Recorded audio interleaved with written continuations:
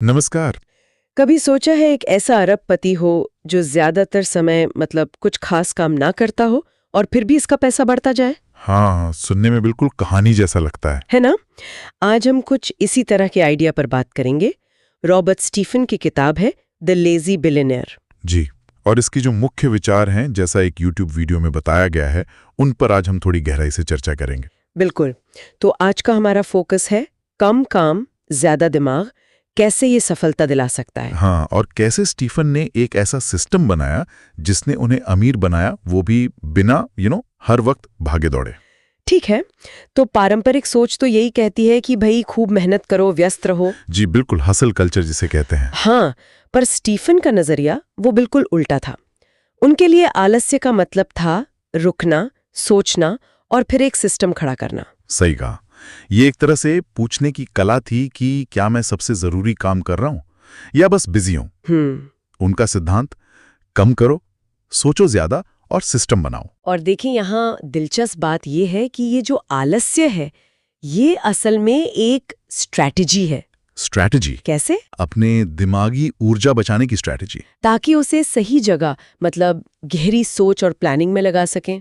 अच्छा। उनका जोर सिस्टम बनाने पर था जो आपके लिए काम करे, ना कि आप सिस्टम के गुलाम बन जाए। हाँ, ये बहुत जरूरी बात है। जैसे उन्होंने कहा भी कि जिंदगी का मकसद सिर्फ व्यस्त रहना नहीं है। बिल्कुल। उन्होंने एक ऐसा सिस्टम बनाने पर फोकस किया बिल्कुल, जो उनके बिना भी चलता रहे। उनका रेस्टोरेंट वाला उदाहरण याद है? हाँ हाँ बिल्कुल।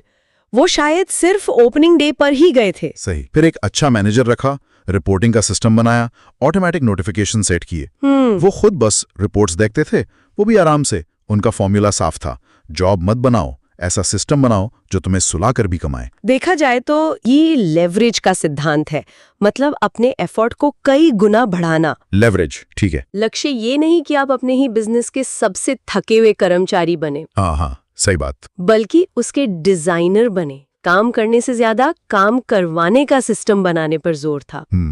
और ये फोकस सिर्फ सिस्टम पर नहीं था। उनके पास मौके तो बहुत आते होंगे, और अरबपति जो थे बेशुमार, क्रिप्टो, ब्रांड डील्स, न जाने क्या क्या। पर वो कितने को कहते थे? सिर्फ 1%? जी, उनका मानना था, और ये बहुत पावरफुल बात है, कि हर बार जब तुम किसी डिस्ट्रैक्शन को हाँ कहते हो तो तुम असली अवसर को ना कह रहे होते हो। वाह, सफलता के लिए क्लैरिटी चाहिए। क्या सच में जरूरी है और क्या सिर्फ शोर है? बिल्कुल। और ये ना कहना असल में अपनी एनर्जी और फोकस को बचाना है। ये कोई अक्खड़पन नहीं, ये समझदारी है। मुश्किल होता होगा लेकिन। हाँ, क्योंकि अक्सर हम दूसरों को खुश करना चाहते हैं, पर स्टीवन का मानना था कि ये फैसले भावनाओं पर नहीं, तर्क पर आधारित होने चाहिए। और फिर सवाल उठता है कि वो असली 1% मौके पहचाने कैसे जाएं? उसके लिए वही गहरी सोच और अपने लक्ष्य की स्पष्टता। अच्छा, फिर आता है आउटसोर्सिंग वाला हिस्सा। हाँ। उन्होंने सिर्फ बिजनेस के काम ही नहीं। हाँ, ये भी कमाल था। निजी जीवन के काम भी आउटसोर्स किए। जैसे? टैक्स फाइलिंग, मीटिंग शेड्यूलिंग, यहाँ तक कि घर का खाना तक। सच में? खाना भी? जी हाँ।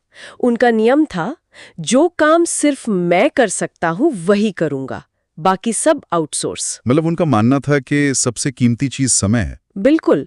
उसे छोटी छोटी गैर जरूरी चीजों में बर्बाद नहीं करना। ये आउटसोर्सिंग फिर सिर्फ एक सुविधा नहीं रही? नहीं, ये एक पूरी जीवन शैली, एक फिलॉसफी बन गई। अपनी ऊर्जा को वहां लगाना जहां सबसे ज्यादा फर्क पड़ता है। यानी बड़ी सोच और सिस्टम डिजाइन में। हाँ, और ये सिर्फ अमीरों के लिए नहीं है। कोई भी अपने स्तर पर कुछ न कुछ आउटसोर्स या ऑटोमेट कर सकता है। बात तो सही है। तो अंत में रॉबर्ट स्टीफन सिर्फ एक अमीर आदमी नहीं रहे। नहीं, वो एक विजनरी बन रहे। उन्होंने द लेजी लीडर्स फाउंडेशन भी शुरू किया। अच्छा, वो किस लिए? युवाओं को सिखाने के लिए कि कम मेहनत में ज्यादा नतीजे कैसे हासिल करें। उनका संदेश था कि आज की भागदौड़ वाली दुनिया में हम सोचना भूल गए हैं। हसल कल्चर ने सोचने की आदत खत्म कर दी है। उनका दर्शन साफ था, समय का पीछा मत करो, समय खरीदो, मेहनत से नहीं, समझदारी से आगे बढ़ो। और असली सफलता पैसा नहीं, सोचने की आजादी है। ये लेजीनेस कोई कमजोरी नहीं, एक सोची समझी रणनीति है। तो इस पूरी बातचीत का सार क्या निकलता है? सार यही है कि असली सफलता सिर्फ पसीने से नहीं आती, सोच और सही सिस्टम बनाने से आती है। और सबसे बड़ी पूंजी पैसा नहीं, बल्कि समय और सही सोच है। जी, और अगर कोई इस सोच को अपनाना चाहे तो छोटे कदमों से शुरू कर सकता है।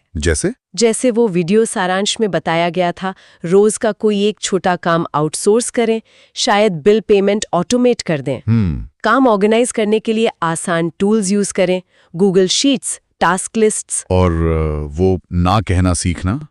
हर हफ्ते थोड़ा समय सिर्फ सोचने के लिए निकालें, बिना किसी डिस्टर्बेंस के। बिल्कुल। तो अब सोचने वाली